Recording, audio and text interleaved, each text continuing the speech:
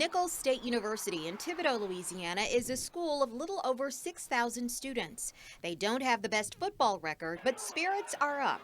The Colonels are coming into the new season with a new coach and promising new recruits. Rob Bernardi, the athletic director at Nicholls, says his school, like schools across the South, has faced tough funding challenges. The budget cuts in our state, Nicholls alone lost about 43% of its state appropriated money. And that created some real hardships for us, which trickled down to athletics. One way to raise funds? Play games you'll likely lose. Bigger schools that have invested in capital improvements like LSU need to play home games to sell tickets. It is more advantageous, more financially, for them to have home games. And so by doing that, by needing more home games, they increase their revenue. And so the mere fact that they want more home games, they buy opponents like us. Other colleges in the South may have looked at a poor record as reason to put their money elsewhere in more successful programs. In December, the University of Alabama Birmingham decided to cut football, riflery, and bowling. It was a strategic plan to redirect funds to other sports that could flourish. University President Dr. Ray Watts. For us to continue or to consider taking resources, $50 million over the next 5 years, to just sustain Conference USA competitive football, we would have to take that from our educational mission. But 6 months later, given the broad base of support never before seen, as of today, we are taking steps to reinstate the football, rifle, and bowling programs. A combination of private donations, public outcry, and scaling back capital improvements led Watts to reverse his earlier decision. Schools the size of UAB who play in the Football Bowl Subdivision, or FBS, are seeing more economic disparities. There are 10 conferences in the FBS. UAB is a part of Conference USA. It doesn't have as much autonomy as the Big Five conferences. That includes the SEC.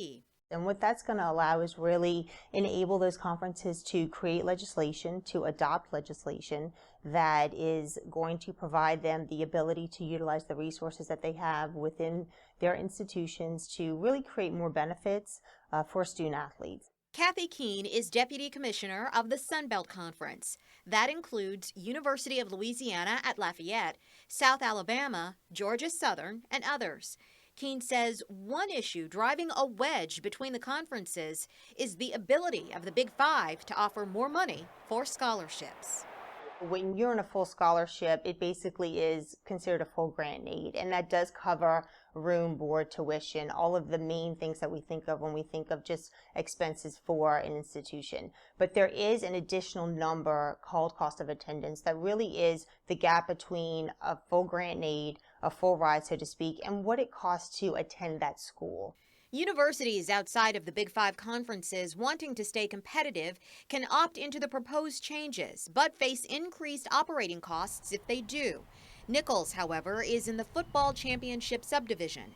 They're not so concerned with the FBS changes, Bernardi says. To stay competitive in recruiting students, Nicholls has invested in several capital improvements over the years.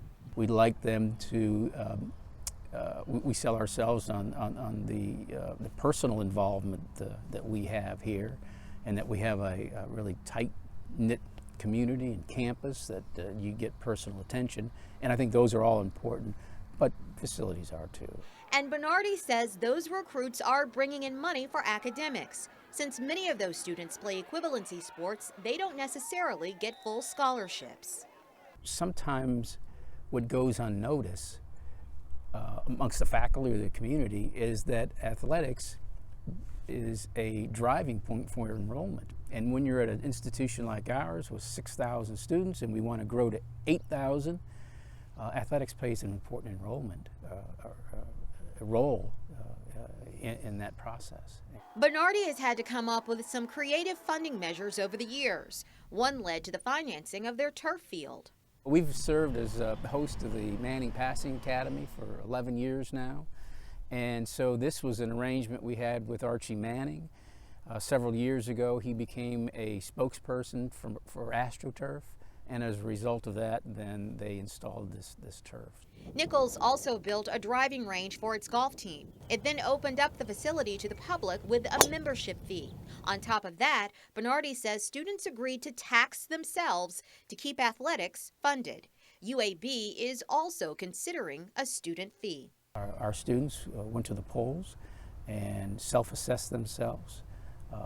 Enough money to help make it for us in athletics. For Nicholls, Bernardi says sports is not a business. That these are amateur students who enjoy their sport, and they earn a scholarship.